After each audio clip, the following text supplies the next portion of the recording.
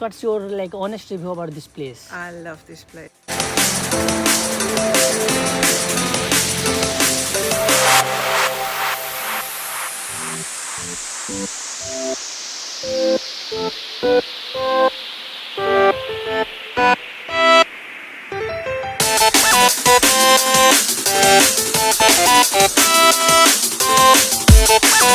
Japan जाने की भी कोई ज़रूरत नहीं है क्योंकि नीदरलैंड में आपको चेरी ब्लॉसम देखने को मिल जाएगा और वो भी बिल्कुल फ्री विदाउट टिकट्स।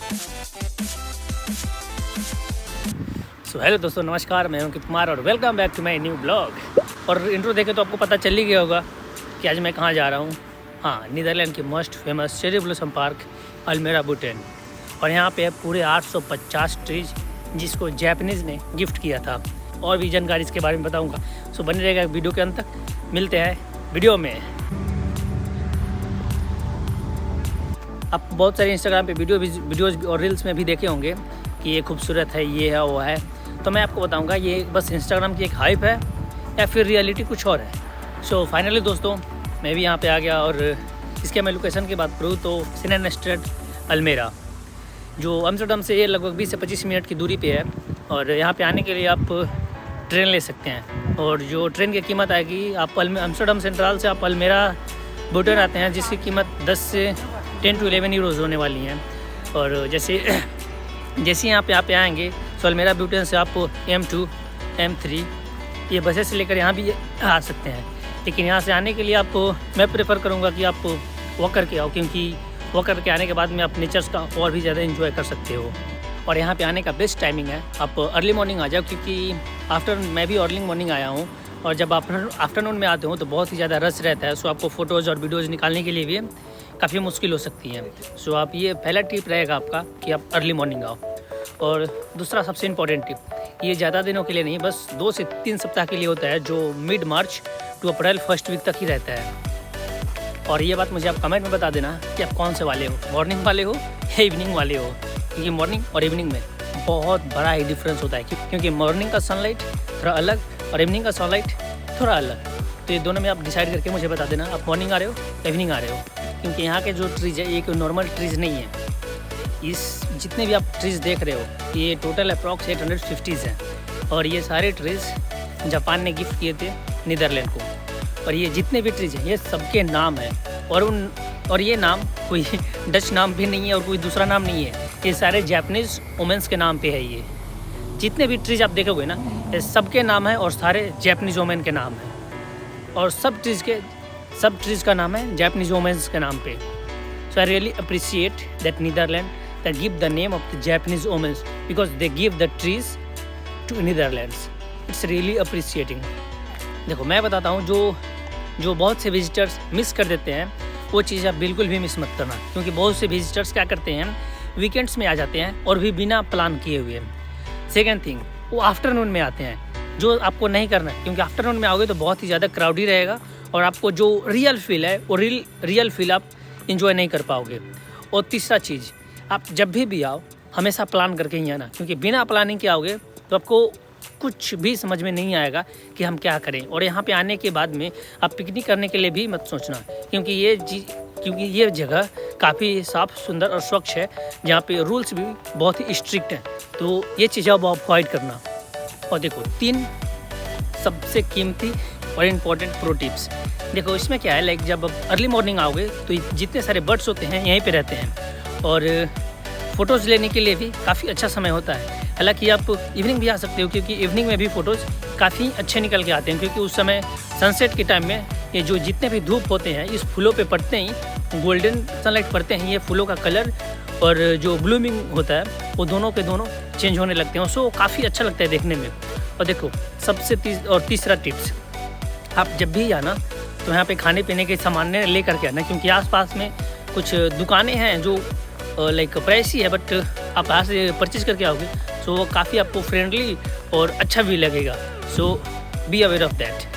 क्या आपको भी लगता है कि ये चीज़ें अपने इंडिया में भी और ऐसी जगह इंडिया में भी अपने होने चाहिए, क्योंकि ये जगह काफ़ी लाइक खूबसूरत है। सो मुझे कमेंट में ज़रूर बताना कि ये जगह इंडिया में भी होने चाहिए कि नहीं। अगर इंडिया में होने चाहिए तो फिर कौन सी जगह में। देखो एक बात हमेशा याद रखना कि जब भी यहाँ पे आओ आप लाइट कलर का कपड़े पहन के आना, जैसे वाइट, पिंक, क्योंकि उसमें फ़ोटोज़ और अच्छे से दिखेंगी। आई नो कि बहुत सारे लोग 99% लोग केवल फ़ोटोज़ के लिए आते हैं।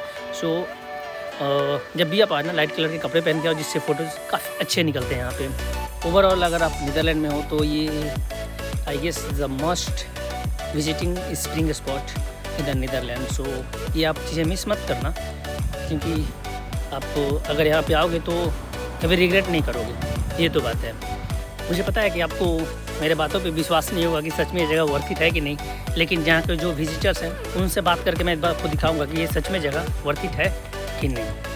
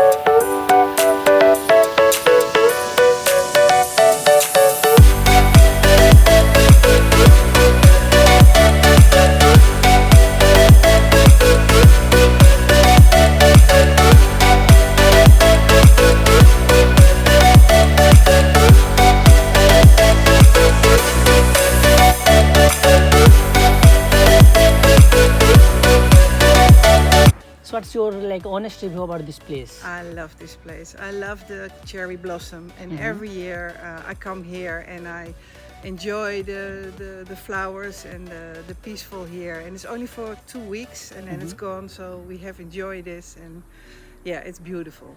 Okay, so there's lots of places in Amsterdam, like Netherlands, for the cherry blossom and all. So what's make this place more amazing?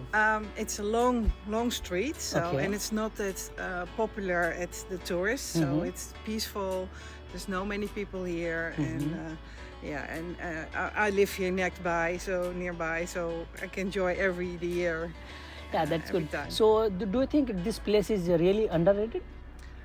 Yes, I think so. We try every year to make a cherry blossom picnic or something, but I think it must be more into the people. And, So what and, is the like timings for this cherry blossom?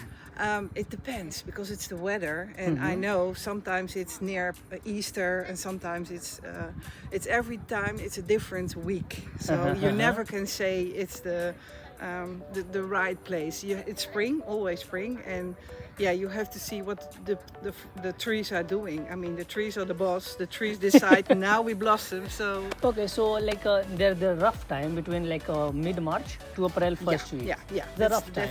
That of Yeah. time. Yeah, but sometimes it's more windy, and then the blossom will fall off earlier than we supposed to have. Exactly. Yeah. So nature, you can. How do you call it? You cannot say to nature this time Yes. it's blossom. You have to come every day and enjoy it every day. And Exactly. It's okay. So it's really peaceful, you know. yeah, I love it. So yes. what is the like your honest review about this? How do you rate about 10 out of this place? Oh, definitely a 10. Yes, 10 out of 10. definitely. I'm a flower girl.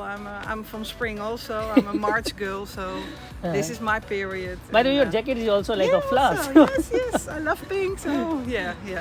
Okay, so thank you so much. Yes, you're welcome. So this was the honest review from the local. It's really nice. You must to visit this place. और अगर ऐसे ही आपको European informative videos और hidden gems देखना है Europe का, video को like करना, चैनल को सब्सक्राइब करना और मुझे कमेंट में ज़रूर बताना कि आप यूरोप कब आ रहे हो या फिर कहीं यूरोप के किसी भी कंट्रीज में कब जा रहे हो. सो मैं उसके हिसाब से उसको और आगे के वीडियोज़ बना सकूँ. और हाँ, अगले वीडियो में भी आपको कुछ नया चीज़ देखने को मिलेगा जो यूरोप का हिडन जेम्स है. सो तब तक के लिए बाय बाय. जय हिंद, जय बिहार.